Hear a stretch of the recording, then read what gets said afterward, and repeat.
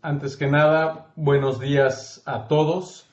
Les agradezco su atención, el haberse conectado, al haber atendido la convocatoria del seminario de este día. Y precisamente vamos a tener como ponente a la maestra en ciencias, María Fernanda Martínez García, que nos va a presentar el tema de caracterización morfológica y genética de los ostreídos del estero El Soldado en Sonora. Ella es estudiante de doctorado del séptimo semestre de la Universidad de Sonora. Y como ya saben, me voy a permitir primeramente leer una reseña personal para poderla ubicar a quienes no la conozcan. La maestra María Fernanda Martínez García es estudiante de doctorado en el posgrado de Biociencias de la Universidad de Sonora. Su proyecto se titula Caracterización morfológica y genética de los ostreídos del estero El Soldado Sonora.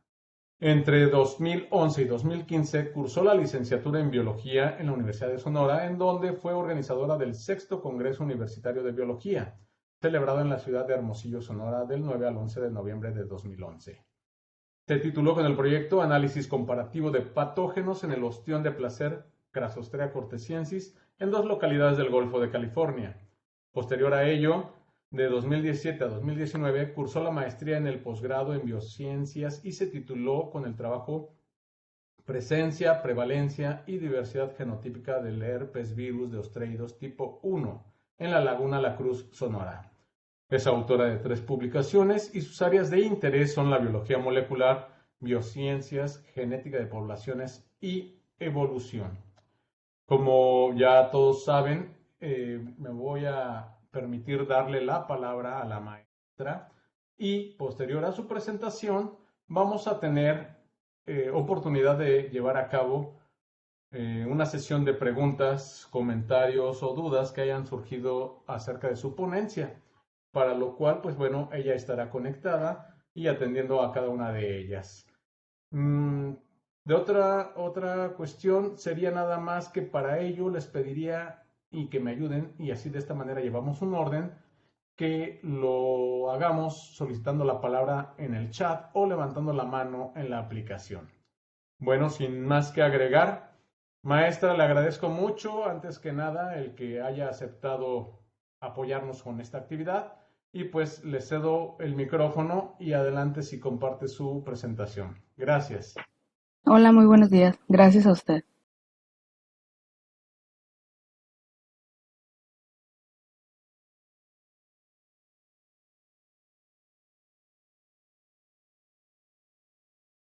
¿Me podrían decir si se ve la presentación ya? En este momento ya se está viendo. Ok, perfecto. Ya nada más sería ponerle en modo presentación y listo. Perfecto. Ahí la tenemos. Bueno, pues primero que nada, muchas gracias por la presentación.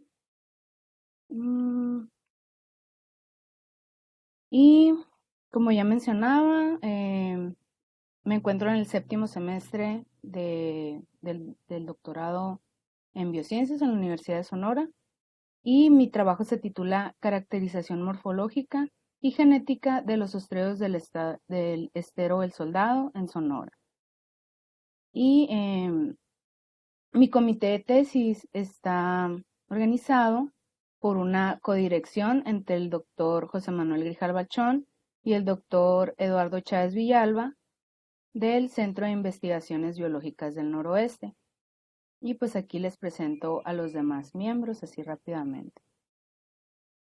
A manera de introducción, tenemos que los moluscos bivalvos que integran a la familia Ostreidae son comúnmente los más consumidos alrededor del mundo, ya que son considerados como fuente importante de alimentación, muy atractiva por su gran sabor y su fácil acceso. Los géneros más representativos dentro de esta familia son Ostrea y Crassostrea, ya que ellos contienen el mayor número de especies comestibles, por lo tanto, son de gran interés pesquero y acuícola. Debido a lo anterior, la acuacultura continúa expandiéndose constantemente a distintas regiones del mundo, con un incremento anual del 6.4% desde el 2001. La demanda de este mercado se basa principalmente en especies que muestren un rápido crecimiento, que tengan alta tolerancia a distintos cambios ambientales, resistencia a la manipulación y, por ende, una alta supervivencia bajo estas condiciones. Y tal es el caso del ostión Crassostrea gigas, que es una especie de gran importancia para el país, ya que es el principal bivalvo que se cultiva en la región noroeste y representa alrededor del 60% de la producción de moluscos cultivados a nivel nacional. Esta especie ha sido ampliamente introducida por su alta tolerancia y rápido crecimiento y se encuentra dentro de los primeros lugares de producción acuícola a nivel mundial. La producción de semilla en laboratorio se ha realizado desde finales de la década de los 70 y actualmente se le considera una especie exótica e invasora a nivel internacional. Esto debido a que hasta la fecha, Crassostrea gigas ha sido introducida en 64 países y 10 territorios. Se ha establecido con poblaciones ferales en 32 países y contribuye a la producción ostrícola en 36 países. Particularmente en México, ya se ha reportado la presencia de Crassostrea gigas en el estado de Baja California, dentro de la reserva de la biosfera del Vizcaíno, fuera de las zonas de cultivo reproductivamente activa. La mayoría de las introducciones de la especie se han dado principalmente mediante la acuacultura en muchos lugares, ya que es cultivada como especie exótica. Sin embargo, también ha sido sujeta a introducciones secundarias mediante los usos prolongados de la especie en los cultivos y a través de la propagación pasiva de las larvas. Por otro lado, se han reportado introducciones accidentales debido a la actividad naviera global y las introducciones no supervisadas entre países. Esto en ocasiones ha provocado la colonización y el establecimiento de poblaciones ferales, es decir, poblaciones libres que se establecen naturalmente y son independientes del control humano, lo que a su vez puede causar procesos de introgresión e hibridación. El término introgresión se refiere a la introducción en una población de material genético de otra especie, resultando en la hibridación entre dos formas previamente diferenciadas. Dentro de la literatura se han reportado casos de introgresión en un gran número de especies, las cuales tienen híbridos fértiles que, a pesar de presentar una aptitud reducida, representan un gran peligro para el acervo genético de las poblaciones nativas, ya que los procesos de introgresión pueden dar como resultado la pérdida del legado evolutivo de las especies nativas. Por otra parte, también se cuenta con evidencia de cruzas híbridas entre las especies del género Crassostrea, en donde se puede observar que gigas es la más destacada en cuanto a esta tendencia. Particularmente en el Estero del Soldado existió un cultivo comercial de gigas que estuvo funcionando hasta hace 10 años, con reportes locales que indican un probable asentamiento de la especie. Estos reportes se basan más que nada en el hallazgo de estos dos organismos, A y B, los cuales fueron tomados del estero a partir de semillas y se pusieron en engorda durante 2 años. Estos, al ser comparados con un individuo perteneciente a un cultivo comercial del estero de la Cruz, se pudieron observar que había muchas similitudes entre ellos. Sin embargo, el análisis molecular en este caso no fue posible, ya que esos individuos ya habían muerto para ese entonces y no se cuenta con el tejido. Pero por el momento se cuenta con esta evidencia, con la evidencia morfológica. Y a su vez, dentro de la bibliografía, se ha reportado una gran variedad de especies pertenecientes a la familia que se encuentran a lo largo del Golfo de California. Todas estas evidencias nos hacen pensar que posiblemente también podrían existir, organismos sin reportar dentro del estero, además de la presencia de híbridos del género Crassostrea que se encuentran en este sitio. En cuanto a la clasificación de estas especies, esta se basaba principalmente en las partes blandas y en la morfología de las conchas. Sin embargo, estas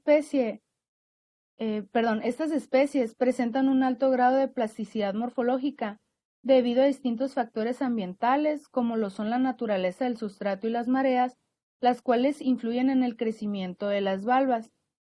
Y como podemos ver, estos son individuos pertenecientes a la especie Crassostrea gigas que han sido cultivados en distintas regiones alrededor del mundo, los cuales presentan morfologías distintas. Y es por esta razón que los análisis filogenéticos y taxonómicos en ostreidos, basados únicamente en los caracteres morfológicos, suelen contener errores. A lo largo de los años, diferentes autores han intentado realizar una organización certera de la familia Ostreidae con base en estudios moleculares y morfológicos. Para ello, se han utilizado marcadores moleculares como el gen mitocondrial 16S ADN ribosomal y el gen mitocondrial citocromo C oxidasa subunidad 1. También se han utilizado regiones nucleares como el espaciador transcrito interno ribosómico nuclear 1. Y el objetivo de este trabajo es identificar a las especies presentes de la familia Ostreidae dentro del estero del Soldado Sonora. Y como objetivos específicos tenemos determinar la presencia de ostreidos juveniles y o adultos fijados o asentados naturalmente.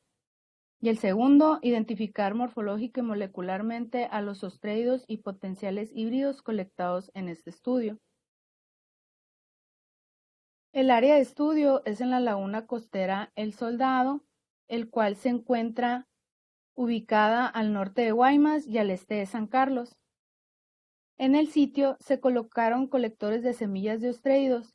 Estos sistemas se instalaron en 3 sitios dentro del estero. El número 1 en la parte más alejada de la boca, el segundo a la mitad y el tercero se encuentra cercano a la boca. Estos se recambiaron cada 3 meses y se limpiaban, proceso que duró aproximadamente un año. De igual manera, se realizó una prospección dentro del estero, dentro del contorno del estero, y en este mapa se pueden ejemplificar las áreas grises en donde podemos observar las áreas de mangle y estos círculos en blanco en donde encontramos los arrecifes de la especie nativa Sacrostrea palmula. Para el análisis molecular se recolectaron un total de 143 organismos presentes en el estero y se utilizarán extractos de ADN de 10 organismos de Crassostrea gigas y se obtuvieron 10 organismos de Crassostrea cortesiensis de un cultivo comercial procedente de Boca de Camishín, de Nayarit. Todos estos organismos fueron medidos y pesados y transportados vivos al laboratorio de ecología molecular para su posterior análisis. Para la identificación de las especies, se utilizaron las guías de Fischer del 95, el artículo de Loreidos del 2020 y la guía de King del 71, siguiendo la clave para la identificación de la familia Ostreidae. El ADN de los ostreidos se obtuvo a partir de 25 miligramos de una mezcla de porción de tejido fresco de manto y branquias. Como medida precautoria, se preservaron porciones de los mismos tejidos de cada organismo en etanol al 95 y posteriormente se congelaron a menos 70 grados centígrados. Para la extracción de ADN se utilizó el juego de reactivos Kiam de Neaminikit, siguiendo las instrucciones del fabricante Qiagen, y la concentración se estimó en un espectrofotómetro nanodrop 1000. Se amplificaron 2 fragmentos mitocondriales. En el caso del gen citocromo oxidasa 1 se utilizaron los oligonucleótidos recomendados por Follmer y colaboradores en el 94. En el caso del gen mitocondrial 16S, se utilizaron los oligonucleótidos recomendados por Palumbi en el 96. Y por último, la región nuclear ITS1, en donde se utilizaron los oligos recomendados por Hancock en el 99.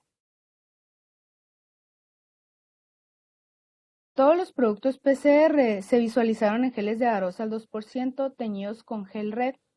Estos productos se mandaron al servicio de purificación y secuenciación a la empresa Macrogen en Corea del Norte.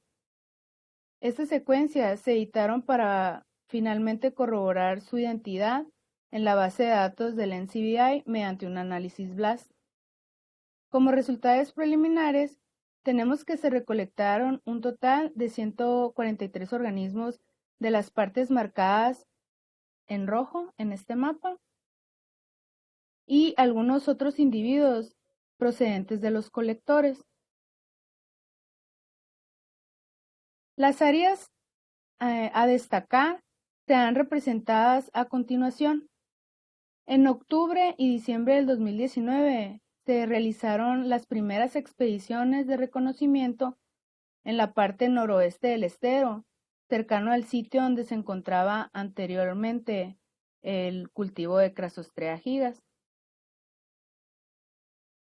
en donde se observó la evidencia del asentamiento de un organismo que parece pertenecer a la especie, lo cual no se pudo corroborar debido a que el organismo ya se encontraba muerto y no se pudo obtener tejido para el análisis correspondiente. Del mismo sitio se recolectaron 2 ostreídos más. En noviembre del 2019 se realizó una inspección en la parte noroeste cercana al centro de visitantes. En este lugar nos pudimos percatar que se localizaba un arrecife de la especie nativa Sacrostrea palmula, de donde se recolectaron algunos organismos. Y como podemos observar en estas imágenes, la comunidad es muy extensa.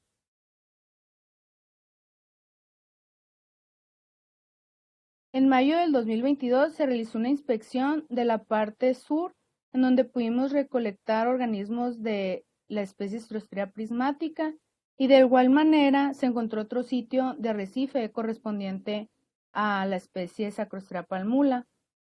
De igual manera cuenta con una gran extensión, como podemos observar en estas imágenes. Y por último, se recolectaron también organismos de las áreas de mangle.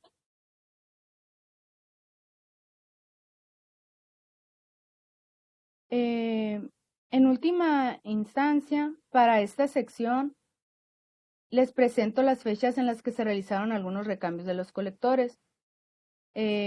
Los colectores se instalaron en enero del 2020. Sin embargo, debido a todo el proceso de la pandemia, estos colectores se quedaron en el sitio hasta el 8 de julio del 2021. A partir del 15 de noviembre ya se pudo volver a incorporar el recambiarlos cada 3 meses. Entonces, durante todas estas fechas se hizo recambio y limpieza de los colectores, y en caso de obtener semillas o organismos, estos eran separados. Finalmente, se obtuvieron un total de 29 organismos y no se obtuvieron semillas. En cuanto a los resultados de los análisis moleculares, vamos a comenzar con el resultado que se obtuvo a partir del gen 16S. De las siguientes muestras pertenecientes a individuos de Sacrostrea palmula, se obtuvieron 3 haplotipos. El primero compartido por 4 individuos, el segundo compartido por un individuo y el tercero lo comparten 5 individuos. Al realizar el análisis BLAST para el haplotipo 1 y 2, estos nos dio un 100% de identidad con la especie Sacrostrea palmula. Por otra parte, el haplotipo 3 nos dio una identidad de un 100% con la especie exótica Crassostrea gigas. Para verificar este resultado, se realizó una alineación con las secuencias de los 3 haplotipos y una secuencia que se encontraba reportada de Palmula de Jinbang. Y se pudo observar este cambio de pares de bases de una adenina por una guanina entre el haplotipo 1 y el 2. Y se corroboró que el haplotipo 3 difería demasiado de los otros dos. Por último, en el análisis de Palmula con el gen citocromo oxidasa 1, se obtuvieron 5 haplotipos diferentes. Los primeros 3 pertenecientes a un solo individuo, los cuales nos dieron un 100% de identidad con la especie. En cuanto al haplotipo 4, este también perteneciente a 2 individuos, este nos dio también un 100% de identidad con Palmula. Y el haplotipo, sin embargo, el haplotipo 5, el cual se presentó en 5 individuos, nos dio un resultado distinto. En este caso, nos dio un 100% de identidad con Crassostrea gigas. Esta característica se presentó en los mismos 5 individuos que en el caso del haplotipo 3 de 16S. Y para verificar esto se realizó una alineación de las secuencias donde podemos ver las diferencias en estos sitios. Generalmente estas diferencias son un cambio de una timina por una citosina y de igual manera se rectificó que el haplotipo 5 difiere demasiado de los otros 4. En cuanto a la morfología de estos organismos, podemos observar que todas ellas corresponden a lo reportado en la bibliografía.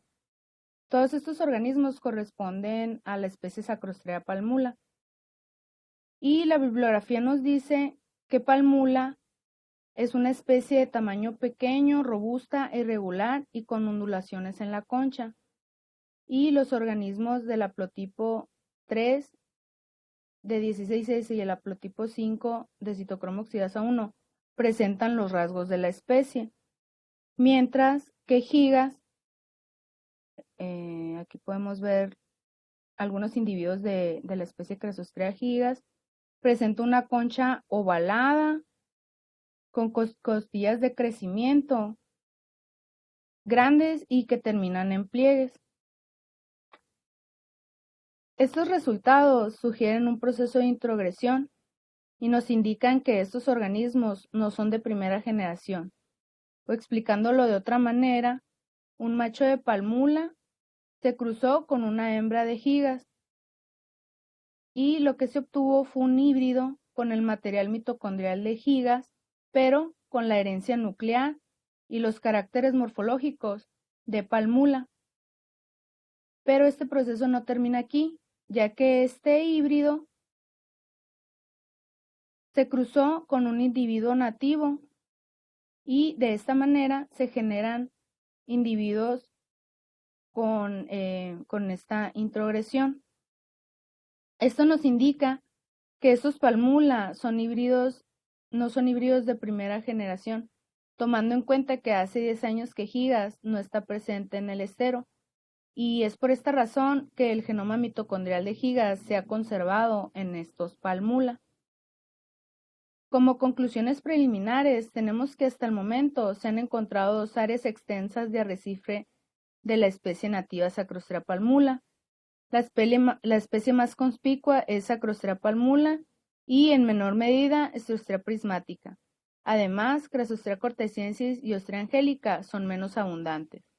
En cuanto a Crassostrea cortesiensis y Staurostrea prismática, no cuentan con reportes en la literatura para el sitio.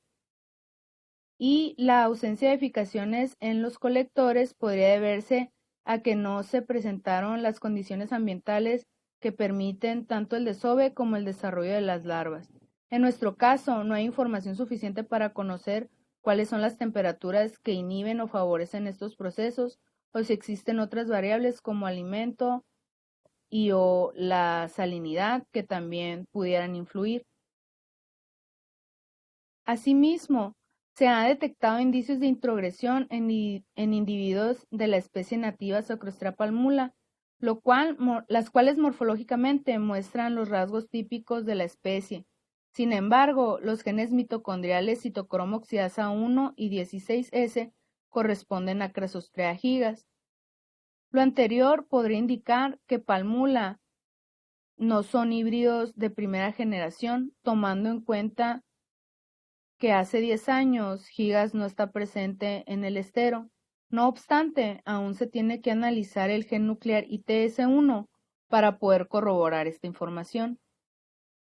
Y pues por mi parte sería todo. Muchas gracias por su atención. Muy bien, muchísimas gracias, Fernanda. Vamos entonces a dar comienzo con la sesión de preguntas. Igual, como dijimos, si tienen algún comentario, alguna observación, también es válido hacerlas. Y vamos entonces a dar unos segunditos para ver quién toma la palabra. Voy a estar atento, permíteme, Fernanda, unos segundos para estar verificando si hay alguna participación. Sí, claro, aquí espero.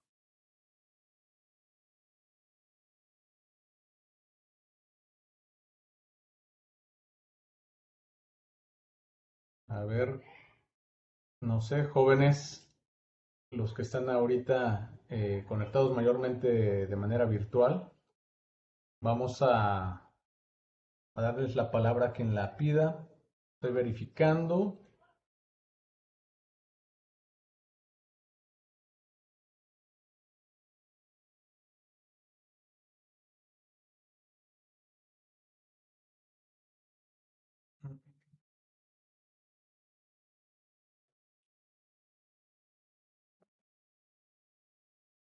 Vamos a dar todavía un tiempo más. Parece que no se ha animado todavía nadie a hacer la primera intervención.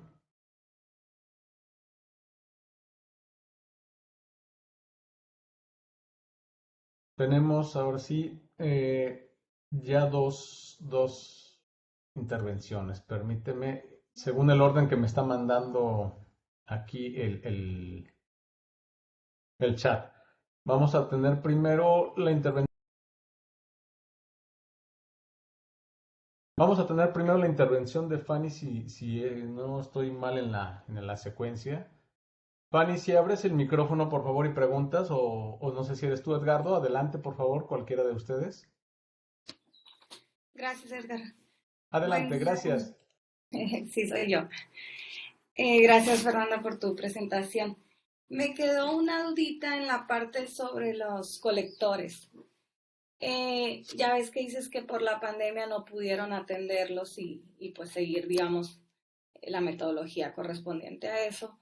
Cuando reiniciaron ya las actividades de limpieza y revisión, o sea, vaciaron, tenían algo, pues esos colectores en ese año, o sea, esa es mi primera pregunta. Y la segunda es, ¿cómo o sea, como que no me quedó muy claro cómo los colocaron, a qué profundidad, de qué era la malla, cositas de ese estilo. Si nos puedes Ok. decir un poquito más. Gracias. Pues mira, con respecto al proceso de pandemia, pues sí, los colectores se quedaron ahí bastante tiempo. Si me voy a la fecha, Sí, 1 año y medio vi. sí, se quedaron bastante. Bueno, en este colector sí pudimos salvar, por así decirlo. De aquí pudimos recuperar 4 organismos solamente de los 3, ya que, por ejemplo, había algunos que se llenaron y se fueron al fondo, Oh, ok. Ujú. porque pues también hay muchos, por ejemplo, esponjas, eh, hay crustáceos que también se ponían en los colectores. Bueno, voy a volver a compartir pantalla para responderte lo de con respecto a los colectores. Muchas gracias. Permíteme un segundo.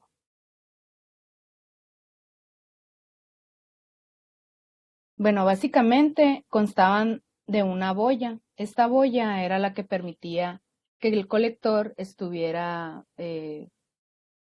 flotando en la superficie, ¿no? Y lo que quedaba en el fondo es esta cuerda. En esta cuerda nosotros pusimos conchas, eran conchas de otros bivalvos, ya que según la bibliografía, la semilla se pega, ¿no? a este tipo de conchas. Y básicamente eso ataba. Eran, eran 2 juegos, como puedes ver aquí, de 3 bolsas de concha. Y sí, pues sí duraron ahí un buen tiempo. Ya a partir de aquí ya se pudo retomar otra vez el volver a ir cada 3 meses o alrededor de los 3 meses. Y ya después, por ejemplo, en junio, en octubre, ahí ya fue cuando pudimos encontrar una mayor cantidad de, de ostreídos, ya que muchas veces si los tomamos como semilla y los poníamos en engorda, ya no nos querían, ya no querían crecer, pues, se nos morían. Entonces, la mayor parte que pudimos obtener eran juveniles, por así decirlo, era un tamaño medianito. ¿Sabes más o menos qué tipo de malla era? Pues era un tipo de malla plástica. Desconozco, es como la malla se me afiguraba a mí mucho a la malla con la que vienen las naranjas cuando las compras. Ok. Ese tipo de malla. Una red de plástico, básicamente. Ok, muchísimas gracias, Fernanda. A ti, muchas gracias. Gracias, Fanny. Vamos a darle la palabra ahora a Jesús Bautista. Adelante, por favor, Jesús, si abres el micrófono.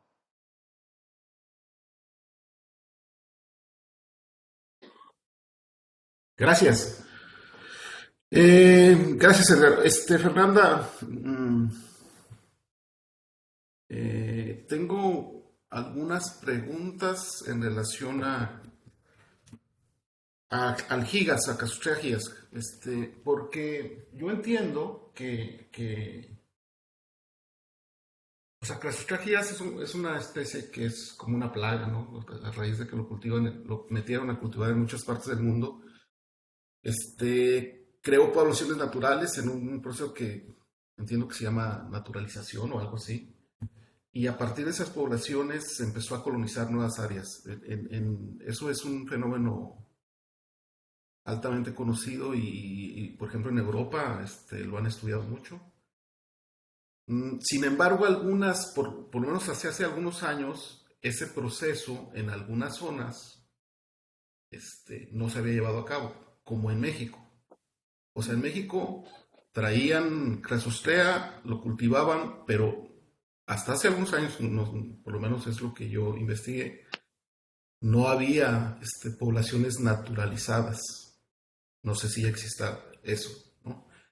Entonces, no me quedó claro de su explicación, porque usted dice que en el Soldado, pues lo cultivaron durante 30 años, ¿no? Y no me quedó claro si ya hay, o sea, si usted muestreó poblaciones naturalizadas, esa es una. Lo otro es que, bueno, a mí me queda un poco la duda de cómo es que si no se naturaliza primero la especie, sí puede lograr algunas hibridaciones y crear nuevas poblaciones híbridas. Okay. Esa es la otra. Y la tercera es si ustedes han contado o tienen alguna métrica de qué tan exitosa ha sido esa hibridación. por el hecho de que usted menciona de que este tipo de fenómenos, pues lo que conlleva es a reducir el pool genético de las poblaciones naturales, ¿no? O sea, entonces es algo como que malo, eso entendí. Bueno, esas tres preguntas tengo por el momento. Gracias. Bueno, muchas gracias. Bueno, vamos a comenzar por la primera, ¿no? Como usted menciona, si bien las poblaciones ferales se llevaban más en otros sitios alrededor del mundo, ahorita ya se tiene el antecedente de que ya hay poblaciones ferales o fuera de las áreas de cultivo en la reserva del Vizcaíno. Ese es nuestro primer antecedente. Contestando la segunda pregunta. Pues nosotros teníamos el antecedente, como ya lo hemos mencionado a lo largo del trabajo, que en este sitio existió anteriormente un cultivo de ostión. En sí no se encontraron comunidades de la especie. Sin embargo, pues se encontraron estos rasgos de hibridación con especie nativa. Ahora me voy a la parte de la hibridación de Crassostrea, bueno, del género Crassostrea. Todas estas hibridaciones ya han sido reportadas dentro de la bibliografía. Tenemos reportes que datan desde el 93 hasta el 2019.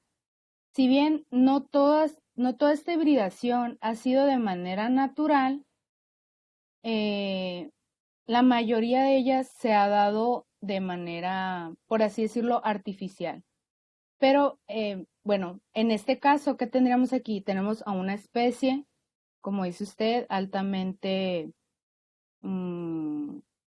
introducida, que al momento de tener contacto con las especies hermanas, no está lo suficientemente separada, por así decirlo, y se producen estos procesos de hibridación. Si bien aquí podríamos decir que también se podría dar de manera artificial, ya que nosotros estamos introduciendo a la especie al sitio. Y como le comento, una métrica tal cual, no les sabría decir, pero sí están todos estos reportes dentro de la bibliografía, que datan desde el 93 hasta el 2019, de evidencia de cruzas híbridas, y ahora pues tenemos que la que mayor cuenta con esta tendencia, bueno, la mayor a hibridar es Crassostrea gigas. Por otra parte, las repercusiones que se tienen. Si bien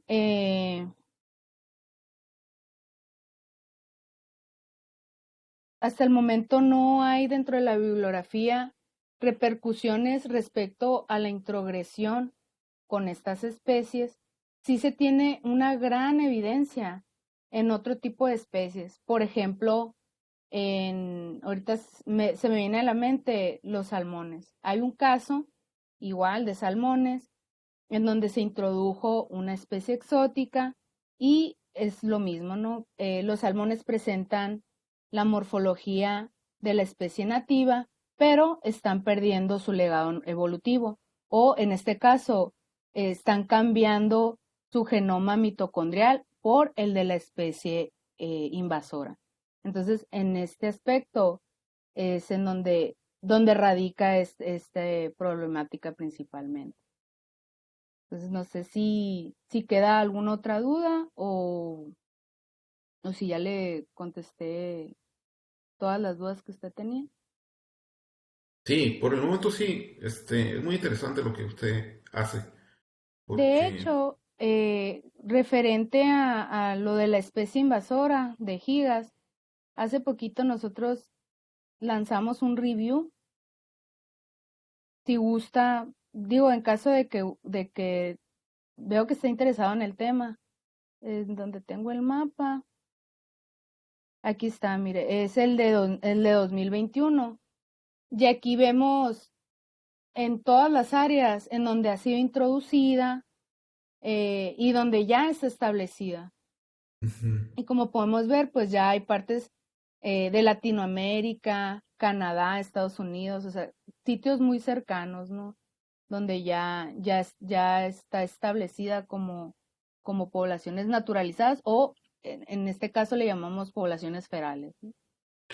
Oiga, bueno, abusando, ¿y por qué cree que tardó tanto en naturalizarse en México? Porque el cultivo de ostión en México tiene muchísimos décadas, pues. Y hasta hace pocos años, yo hace algunos 4 o 5 años que hice alguna revisión sobre esto, pues no había, o sea, que es muy reciente esos registros, ¿no? Entonces, ¿por qué cree que tardó tanto? ¿Tiene alguna hipótesis, de por qué en México tardó tanto la naturalización? Porque en muchas partes del mundo es casi inmediata, ¿eh? Pues más que nada por las condiciones. Tenemos que tener en cuenta que la especie es nativa de Asia, entonces allá se tienen condiciones ambientales totalmente distintas.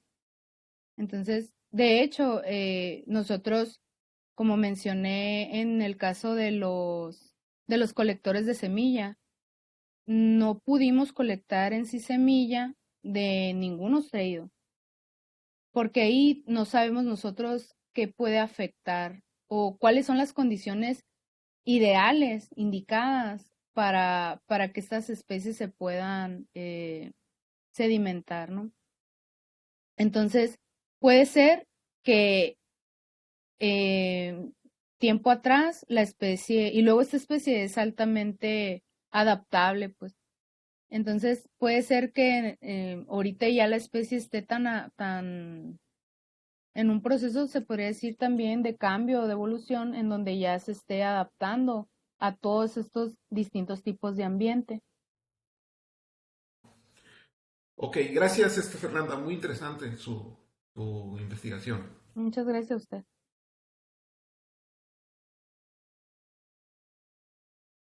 Gracias, Jesús. Tenemos otras participaciones, permítanme. No se me desesperen. De acuerdo al orden que tengo aquí registrado, primero tenemos a Fausto. Fausto, además, un gusto saludarte. Y posteriormente tenemos también una que me voy a permitir leer de Edgar Arzola. Adelante, Fausto, si abres el micrófono, por favor. Hola, buenos días. Saludos a Guaymas. Un gusto también, Saludos. Edgar. Hace tantos tiempos que no nos vemos. Eh, y María Fernanda. La verdad, un gusto tu plática, muy clara. Tienes muy buen conocimiento del tema en general, Muchas del gracias. cual desconozco totalmente varias cosas, ¿no? Pero ahorita estaba reflexionando un par de cosas, ¿no? No existen muchos linajes de Casostrea gigas repartidos por el mundo, ¿verdad? De, de gigas. Mm, Es decir, los centros de reproducción, tengo entendido que no han sido tantos los orígenes que se han repartido por todo el mundo, ¿no? Es decir, las líneas de generación han sido importadas a México, no existen así como que muchísimas líneas que se hayan introducido, ¿verdad? ¿O qué bueno, nos puedas contar de eso? No tengo idea. si se refiere a a los reproductores, Sí, bajo esa historia que en México ha habido varias introducciones de este ostión, pero al parecer los linajes que se han introducido no han sido muchísimos los orígenes, ¿no? Parece que unos son de Chile, otros de Asia, otros de Europa, etcétera, ¿no? de Pero Estados son, Unidos. Sí, exacto. y generalmente lo que pasa en este aspecto es, se obtienen los reproductores y se utilizan los mismos durante mucho tiempo. Entonces sí, se podría decir que también hay pues un déficit, ¿no? En este aspecto, en cuanto a la reproducción de la especie. Porque hacia allá iba, ¿no? Ahorita que me comentaste lo de adaptación, que es una pregunta un poco más profunda, ¿no? Me imagino que llegó un linaje, el que sea, y los hijos de esos después los crecieron para seguir generando más semilla, etcétera, etcétera, etcétera, ¿no? Bueno, Ha, habi- oh, perdón. bueno, ha habido algunos, bajo condiciones normales, algunos casos en que utilicen programas de cruzas a nivel genético, o todo es más empírico para la Eh, generación de semillas. Pues actualmente ya se utiliza más la semilla de laboratorio, la que ya tiene, por así decirlo, un régimen y más estudios, más cuidados. Pero toda esta introducción se debe también, como menciona usted, ¿no? Al intercambio entre países de manera extraoficial, por así decirlo. Entonces, anteriormente se utilizaba no sé, no, Estados Unidos tiene gigas, yo México lo quiero, oye, pues mándame unos cuantos individuos, sin ninguna restricción, sin ningún cuidado, inclusive en el aspecto de enfermedades y cuestiones con respecto a, no sé, a transmisión de virus y otro tipo de patógenos, no había este tipo de restricciones anteriormente. Entonces, hubo un momento en el que sí hubo un poco de descontrol. Y ya fue cuando, por ejemplo, en Europa, eh, se hubo como que una explosión en cuestión de introducción y la especie eh, se naturalizó y fue cuando empezó a desplazar a las especies nativas en Europa y también creo que en Estados Unidos en algunas partes. Entonces sí es más por el uso, de hecho aquí lo menciono, eh, las introducciones no supervisadas entre países. También están pues las introducciones secundarias por uso prolongado en los países, en los cultivos, en donde no había un tiempo definido del cultivo, se dejaban ahí por años y las larvas empezaban a propagar mediante las corrientes acuáticas y llegaban a otros sitios. Entonces, esta es otra forma de dispersión. También tenemos introducciones accidentales que se dan debido a la actividad naviera global, en donde, por ejemplo, esos organismos se pegan en los cascos de los barcos y es como pueden llegar a otros sitios. También tenemos el agua de lastre, que es cuando los barcos están en determinado sitio, para poder navegar necesitan llenar grandes tanques con agua y ahí pueden ir larvas, no solamente de ostreidos, de una gran cantidad de otras especies. Cumplen su ruta, llegan a otro destino y en este sitio es cuando descargan estas aguas de lastre. Y de esta manera es como otra forma en la que podemos introducir especies a otro sitio. Entonces, pues son una gran cantidad de factores, ¿no? Que influyen en la introducción de este tipo de especies. Ok. Mm. Regreso a la pregunta original. Eh, la pregunta era acerca de los linajes, que más o menos puede ser un tracking, y si podría ser capaz de detectar el origen del linaje de lo que tienes ahí en el estero. Quizás, ¿no? No lo sé. De reportes hay en el mundo para que lo compares y ese haplotipo que tienes y saber más o menos la identidad de dónde vino, ¿no? Porque entraron de diferentes fuentes aquí a México, pero no sé si sea Pues posible. sí, de hecho, al momento de nosotros realizar el análisis BLAST, por ejemplo, en el haplotipo 1, nos da un 100% de identidad con organismos reportados en Mazatlán, Sinaloa. Y Pero ese es local, sí, ese no y es problema. también, El ¿mande? de gigas. Ah, perdón, Sí. me confundí. Sí, sí, bueno, acá está un poco abajo.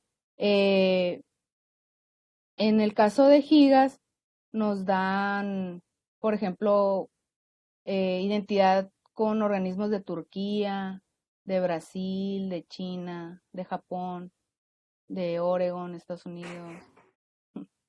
Entonces, tal cual un linaje, no diría yo que no, porque pues se ha reportado la misma secuencia en estos sitios, ¿no? Entonces, a lo mejor no ha cambiado mucho la especie, no ha variado mucho pues el genoma de la especie.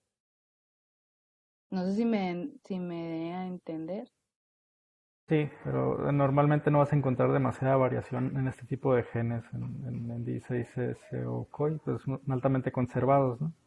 Para tratar de hacer elucidar más Conservado sí divergencia a entre especies. nivel entre individuos o linajes al interior de una especie. De hecho, Pero en este aspecto, por eso también metemos el gen nuclear, que ahorita es el que me falta analizar. Entonces, a lo mejor con el gen nuclear ya podemos ver más a fondo eso de los linajes.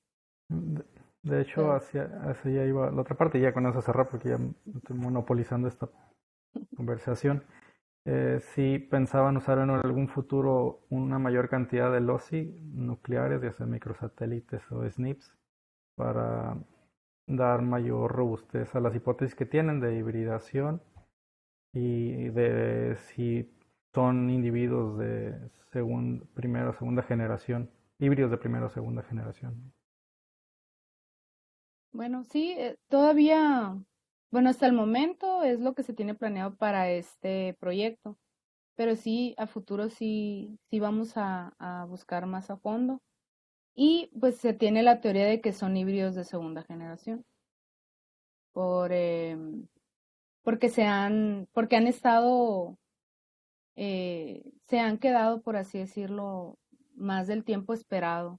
Generalmente los híbridos tienden a morir, ¿no? Pero estos han sobrevivido, entonces por eso se cree que son de segunda generación. Pero sí, en algún futuro sí se va a buscar hacer este estudio más robusto. Muy bien. Felicidades, muy lindo trabajo. Sobre todo una Muchísimas gracias. observación muy difícil de hacer, ¿no? Encontrar esta parte de híbridos en medio Muchísimas silvestre. gracias. Muy bien, felicidades también al comité. Muy bien, muchas gracias, Fausto. Vamos entonces a dar paso a la última intervención y con eso estaremos también cerrando el seminario. Es una pregunta de Edgar Arzola. Me voy a permitir leerla y dice, hola, buen día. Es una pregunta general y un poco por desconocimiento. Siempre se nos ha dicho que los híbridos son organismos estériles, pero al parecer esto no aplica en todos los casos. Entonces, particularmente en estas especies, ¿qué características hacen que puedan presentar cruces? Esa es la pregunta. Bueno, la cuestión de la esterilidad, pues sí, va a depender mm, de la cercanía que se tenga entre las especies. En este caso, pues esas especies tienden a hibridar porque están aún como muy relacionadas, pues. Entonces son especies que son todavía muy cercanas y por ende no cuentan con este proceso de que los híbridos ya no se puedan reproducir. Yo pienso, esa sería mi teoría más que nada, ¿no? Porque eh, en otro tipo de especies, los híbridos, pues como menciona el compañero, ya no son capaces de poder tener descendencia y pues en este caso estamos viendo lo contrario, ¿no? Que sí. Pero también existen otras especies, me voy al ejemplo sigo con el ejemplo de los peces. En el caso de los peces también se tienen híbridos de segunda generación y en otros grupos. Y este también sería el caso, ¿no?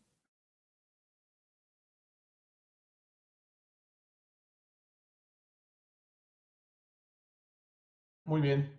Mencionan ya varios comentarios. Muchas gracias, dice justamente Edgar, y felicidades por tu trabajo.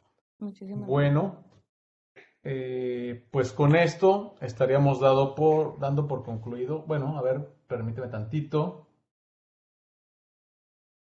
Bueno, es un comentario de Fausto, precisamente para Arzola, y dice que la definición de especies a veces no aplicable a todo tipo de organismos, que existen Ujú. linajes que pueden hibridizar en el tiempo, como corales, plantas, y esto, por ejemplo, es una evolución reticulada. Muy bien, pues permítanme un momento. Es que estoy revisando todos los chats, entonces, para ver esta situación. Muy bien, pues como comentaba, muchísimas gracias a todos y pues principalmente darle las gracias de nueva cuenta a la maestra María Fernanda Martínez por haber aceptado la invitación y presentarnos su trabajo este día. Le estaremos haciendo llegar el reconocimiento correspondiente. Muchísimas gracias y con esto damos por finalizado este seminario. Muchas gracias. Gracias a ti. Encantada. Hasta luego.